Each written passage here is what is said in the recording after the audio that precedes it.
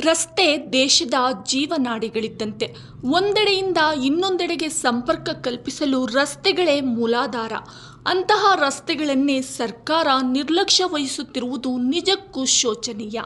ಹಾಗಾದರೆ ಸರ್ಕಾರದ ನಿರ್ಲಕ್ಷ್ಯಕ್ಕೆ ಒಳಗಾದ ಆ ರಸ್ತೆ ಯಾವುದು?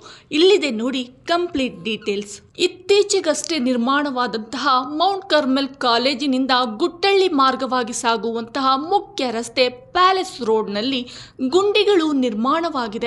ಹೆಚ್ಚು ಕಡಿಮೆ ಮುಕ್ಕಾಲು ಭಾಗ ರಸ್ತೆ ಗುಂಡಿಗಳಿಂದಲೇ ತುಂಬಿ ಹೋಗಿದೆ.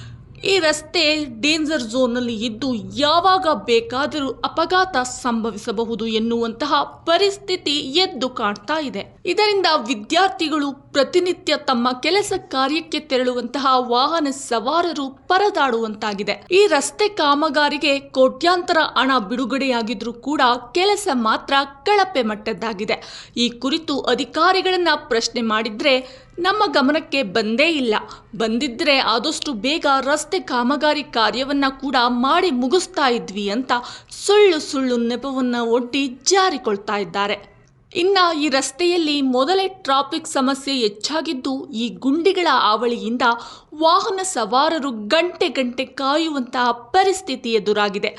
ಎಷ್ಟರ ಮಟ್ಟಿಗೆ ಈ ರಸ್ತೆಯಲ್ಲಿ ರಕ್ಕಸ ಗುಂಡಿಗಳು ಬಾಯಿ ತೆರೆದು ಬಲಿಗಾಗಿ ಕಾದು ಕೂತಿದೆ ಅಂದ್ರೆ ಅದನ್ನ ಊಹಿಸಿಕೊಳ್ಳೋಕು ಅಸಾಧ್ಯ ಬಿಡಿ.